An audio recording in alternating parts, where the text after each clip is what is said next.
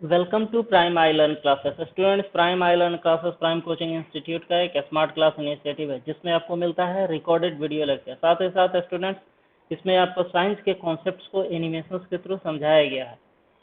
इस video lecture में आपको एडिशनल क्विज क्वेश्चंस भी मिलेंगे। स्टूडेंट्स, इस वीडियो लेक्चर का सबसे बड़ा फायदा ये है कि आप इसको एनी टाइम अपने पेज से देख सकते हैं। इसमें आपको रेगुलरली अपडेटेड वीडियो लेक्चर मिलता है। इस वीडियो लेक्चर का सबसे ज़्यादा फायदा स्टूडेंट्स आपको आपके एग्जाम टाइम पे होने वाला है। आज के इस लेक्चर में स्टूडेंट्स हम लोग रासायनिक अभिक्रियाएं एवं समीकरण चैप्टर पढ़ेंगे। इस चैप्टर से आज जो टॉपिक हम लोग कवर करने वाले हैं वो टॉपिक है रासायनिक समीकरणों को संतुलित करना। यानी कि इसमें हम लोग पढ़ेंगे कि रासायनिक समीकरणों को कैसे संतुलित किया जाता है। स्टूडेंट्स, तो चलिए स्टूडेंट्स स्टार्ट करते हैं आज का पहला टॉपिक, रासायनिक समीकरणों को संतुलित करना। तो देखिए स्टूडेंट्स, हम लोग इसके पहले लेक्चर में ही देखे हुए थे कि संतुलित रासायनिक समीकरण में क्या होता है कि तीर चिन्ह के दोनों ओर यानी कि बाएं और दाएं दोनों साइड में क्या होता है कि प्रत्येक प्रकार के परमाणुओं की संख्या समान होती है। जैसे कि उदाहरण के तौर पर कि हाइड्रोजन की अभिक्रिया जब क्लोरीन के साथ स्टूडेंट्स होती है तो अपने को हाइड्रोजन क्लोराइड बनता है। ठीक है, तो हाइड्रोजन क्लोराइड अगर हम लोग इस समीकरण में देखें तो इस समीकरण के बाएं ओर हाइड्रोजन की संख्या 2 है तथा समीकरण के दाएं ओर भी हाइड्रोजन की संख्या स्टूडेंट कितनी है? 2 है। ठीक है, ठीक इसी प्रकार से अगर हम समीकरण के बाएं ओर अगर क्लोरीन की बात करें तो समीकरण के बाएं ओर क्लोरीन की संख्या स्टूडेंट कितनी है? 2 है। तथा समीकरण के अगर हम लोग दाएं तरफ की अगर हम लोग बात करें तो समीकरण के दाएं तरफ भी क्लोरीन की संख्या स्टूडेंट कितनी है? समीकरण के दाएं तरफ भी क्लोरीन की संख्या है अपने को 2। ठीक है, तो इस प्रकार से हम लोग किसी भी संतुलित रासायनिक समीकरण को लिखते हैं। अतः क्या होता है कि ये जो रासायनिक समीकरण होता है उसका संतुलन द्रव्यमान की अनस्वरता के नियम पर आधारित होता है। और द्रव्यमान की अनस्वरता के नियम के अनुसार क्या होता है कि सामान्य रासायनिक अभिक्रिया में जो पदार्थ का क्या होता है कि ना तो निर्माण होता है और ना ही उसका नाश होता है। दूसरे शब्दों में हम लोग कह सकते हैं कि परमाणु जो है अपना पार्टनर बदल कर यानी कि अपना साथी बदल करके अन्य पदार्थ बना सकते हैं, किंतु ये परमाणु जो होते हैं विलुप्त नहीं होते हैं तथा किसी नए परमाणु का आपको निर्माण नहीं होता है। ठीक है, जैसे कि आपको क्या है कि हाइड्रोजन और क्लोरीन ये दोनों मिल करके अपने को हाइड्रोजन क्लोराइड बनाए हैं। ठीक है, हाइड्रोजन के परमाणु और क्लोरीन के परमाणु मिल करके हाइड्रोजन क्लोराइड के अणु का निर्माण किए हुए हैं। ठीक है, तो इसमें एक्चुअल में क्या होता है कि ये हाइड्रोजन और क्लोरीन के जो परमाणु होते हैं वे केवल रीअरेंज होते हैं, अपना स्थान बदल लेते हैं, पार्टनर बदल लेते हैं। ठीक है, और दूसरे तरीके से अरेंज होकर के किसी नए परमाणु का इसमें निर्माण नहीं करते हैं, बस वो व्यवस्थित हो जाते हैं और एक नए अणु अपने को बनाए हैं हाइड्रोजन क्लोराइड। ठीक है, अतः किसी रासायनिक अभिक्रिया में क्या होता है कि परमाणु संरक्षित रहता है, कंजर्व रहता है, किसी नए परमाणु का निर्माण नहीं होता है। ठीक है, अब क्या होता है कि जब हम रासायनिक समीकरण को संतुलित करते हैं स्टूडेंट्स, उसमें दो बातों का ध्यान रखते हैं। ठीक है, तो पहला पॉइंट ये है, पहली बात ये है कि अभिक्रिया से संबद्ध प्रत्येक पदार्थ के संकेत या सूत्र स्टूडेंट ज्ञात होना चाहिए। ठीक है, कि जैसे कि हाइड्रोजन और क्लोरीन के संयोग से अपने को हाइड्रोजन क्लोराइड बनता है, तो सबसे पहले अपने को क्या हाइड्रोजन का संकेत ज्ञात होना चाहिए या फिर उसका सूत्र, या फिर क्लोरीन का आपको संकेत ज्ञात होना चाहिए, फिर हाइड्रोजन क्लोराइड जो बनता है उसका अपने को सूत्र ज्ञात होना चाहिए। ठीक है, तो ये रहा आपका पहला पॉइंट। दूसरा नियम स्टूडेंट्स ये है कि बाईं ओर के सूत्रों के अध्योलिखित यानी कि जो सबस्क्रिप्ट होते हैं उसके अंक समीकरण को संतुलित करने के क्रम में बदल जाते हैं स्टूडेंट्स। अब देखिए क्या होता है कि रासायनिक समीकरण को जो संतुलित हम लोग करते हैं उसको एक बहुत ही साधारण विधि है जिसको कि हम लोग अनुमान द्वारा संतुलन विधि यानी कि balancing by heat and trial method भी बोलते हैं। ठीक है, तो अभी हम लोग देखेंगे कि अनुमान द्वारा संतुलन विधि क्या होता है। अब देखिए स्टूडेंट्स, अनुमान द्वारा संतुलन विधि में क्या करते हैं कि इस विधि में समीकरण से संबद्ध जो भी पदार्थ होते हैं तो उन पदार्थों के संकेत और सूत्र के ठीक पहले आवश्यक गुणक यानी कि कोफिशिएंट का प्रयोग करते हैं। ठीक है, और जो कोफिशिएंट होता है, गुणक का चयन हम लोग इस प्रकार से करते हैं कि समीकरण के तीर चिन्ह के दोनों ओर प्रत्येक प्रकार के परमाणुओं की संख्या समान हो जाए।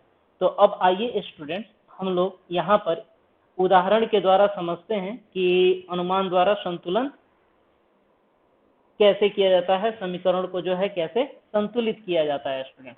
तो सपोज कीजिए कि अपने पास में एक एग्जाम्पल हम लोग ले लेते हैं, पहला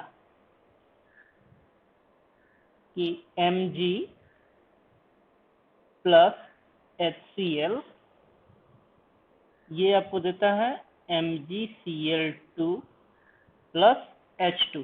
ठीक है, अब इस समीकरण को स्टूडेंट्स अपने को अनुमान के द्वारा संतुलित करना है। तो फर्स्ट स्टेप हमारा क्या कहता है, इसमें फर्स्ट स्टेप हम लोग क्या करते हैं, स्टेप 1।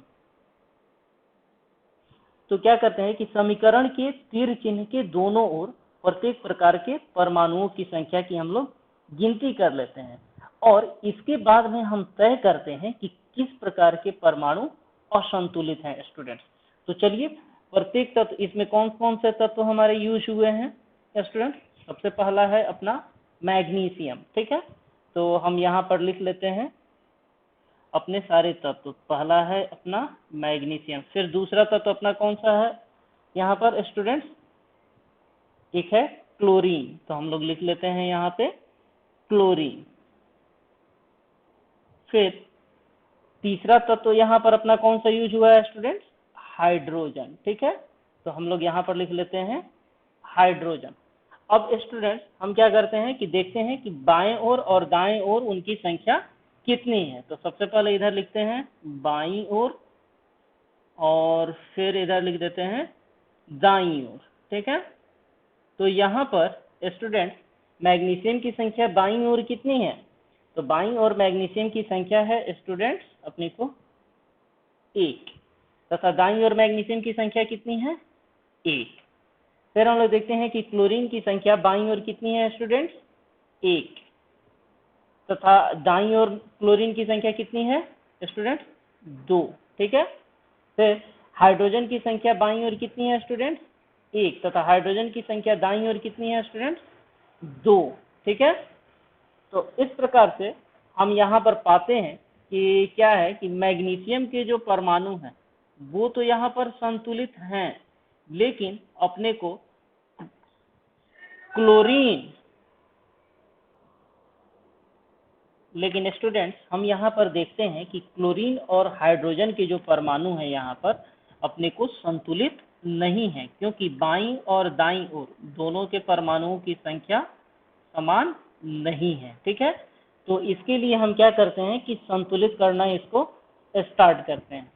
ठीक है, तो क्या करते हैं कि परमाणुओं को संतुलित करने के लिए समीकरण के सबसे क्लिष्ट सूत्र का स्टूडेंट उपयोग होता है। तो यहाँ चालू होता है अपना स्टेप 2। ठीक है, कि समीकरण के सबसे क्लिष्ट सूत्र का उपयोग करते हैं। तो इस समीकरण में क्लिष्ट सूत्र अपना कौन सा है स्टूडेंट, यहाँ पर क्लिष्ट सूत्र है MgCl2। क्योंकि ये क्लिष्ट सूत्र इसलिए है क्योंकि MgCl2 में मैग्नीशियम आपको जो है दोनों तरफ में बराबर है, संतुलित है। ठीक है, तो अतः हम क्या करते हैं कि इसको संतुलित करने के लिए HCl के ठीक पहले हम लोग गुणक 2 दे देते हैं। अब गुणक 2 लिखने के बाद में हमारा समीकरण कुछ ऐसे हो जाएगा।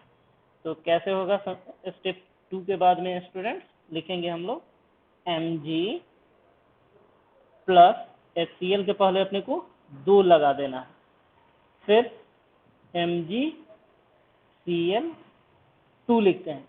अब स्टूडेंट्स हम लोग काउंट करते हैं यह जानने के लिए कि देखिए कि क्या अब हमारा समीकरण संतुलित हुआ है कि नहीं हुआ है। ठीक है, तो अब देखिए स्टूडेंट यहाँ पर अब हम देखते हैं कि मैग्नीशियम के बाईं ओर, इस समीकरण में मैग्नीशियम बाईं ओर कितना है, बाईं ओर है अपना मैग्नीशियम स्टूडेंट 1, तो यहाँ लिख देते हैं इसकी जगह पर 1।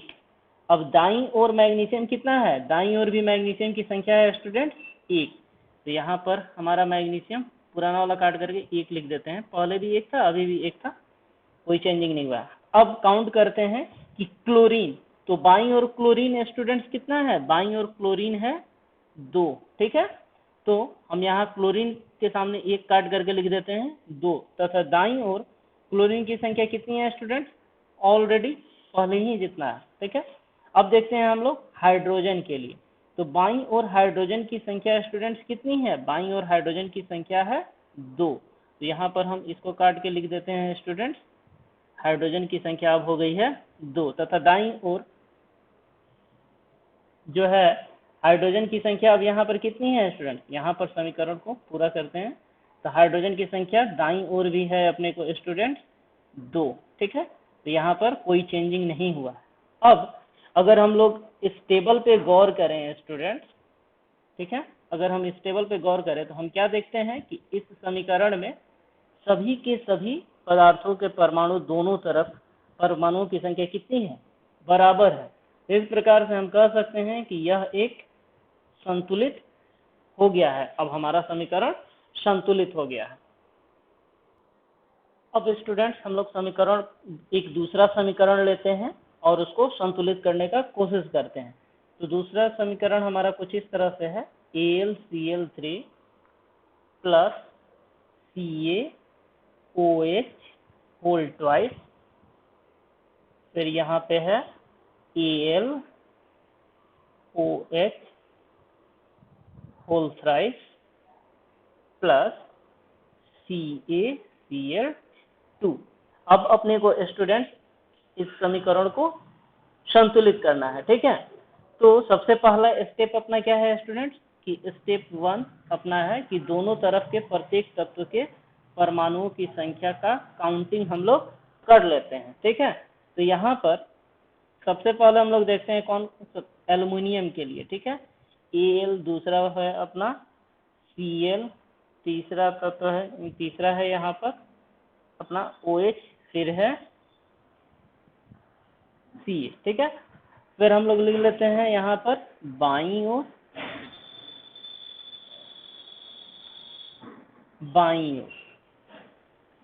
फिर लिखते हैं दाईं ओर, तो बाईं ओर और दाईं ओर। तो अब हम लोग काउंट करते हैं, एल्युमिनियम का संख्या यहाँ पर बाईं ओर स्टूडेंट्स कितना है, बाईं ओर एल्युमिनियम का संख्या है 1, तथा दाईं ओर एल्युमिनियम की संख्या कितनी है स्टूडेंट्स, 1। फिर यहाँ पर क्लोरीन का बाईं ओर संख्या कितना है, 3, तथा दाईं ओर क्लोरीन का संख्या कितना है, 2। बाईं ओर OH अपने को कितना है, 2, तथा दाईं ओर OH कितना है, 3। फिर बाईं ओर कैल्शियम कितना है, 1, और दाईं ओर कैल्शियम कितना है, 1, ठीक है। अब यहाँ पर हम देखते हैं कि H और O परमाणु को छोड़ करके समीकरण में सबसे क्लिष्ट सूत्र AlCl3 है, ठीक है। सबसे क्लिष्ट सूत्र AlCl3 है, ठीक है। अब हम क्या करते हैं स्टूडेंट कि इस समीकरण को संतुलित करने के लिए CaCl2 के ठीक पहले गुणांक 3, ठीक है, इसके पहले गुणांक हम लोग 3 दे देते हैं, और AlCl3 के ठीक पहले में हम लोग गुणांक 2 दे देते हैं, ठीक है।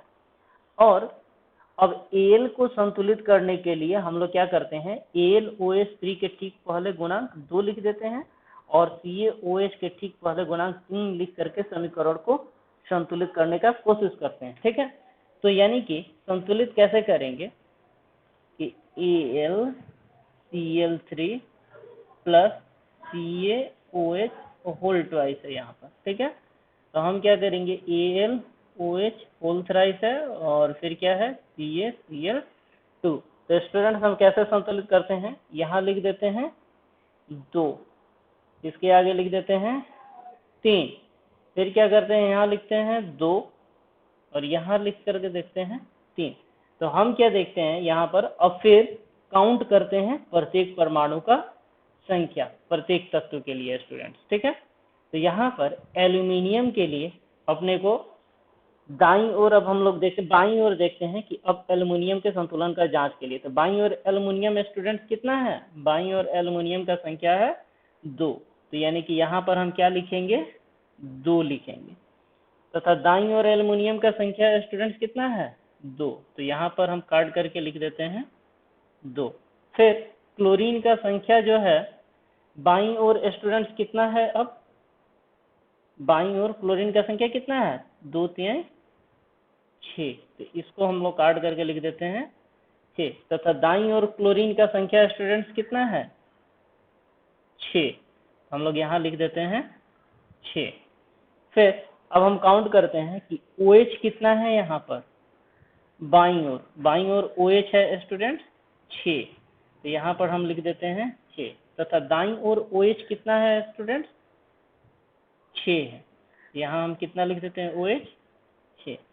फिर बाईं ओर कैल्शियम कितना है, बाईं ओर कैल्शियम है स्टूडेंट्स 3, ठीक है, तो यहाँ हम लिख देते हैं 3।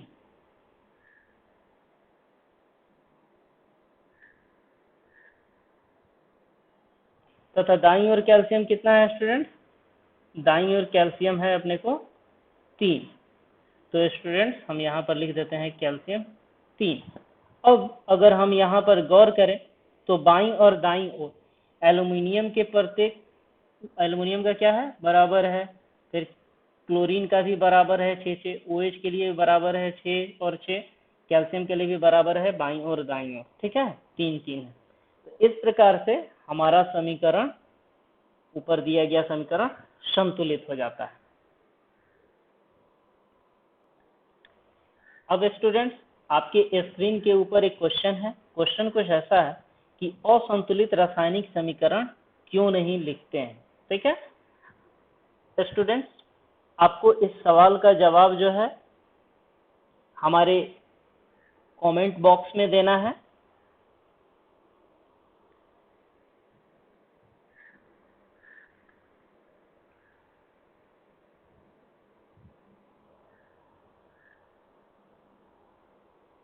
या फिर आप जवाब के लिए जो है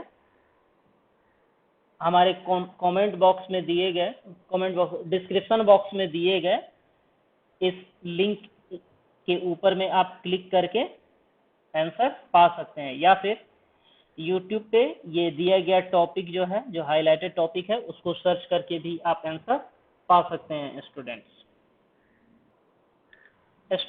हम लोग अपने नेक्स्ट ट्यूटोरियल में देखेंगे कि रासायनिक समीकरण से अपने को क्या क्या इंफॉर्मेशन मिलता है, क्या क्या सूचना मिलता है, तथा रासायनिक समीकरण से क्या लाभ होता है।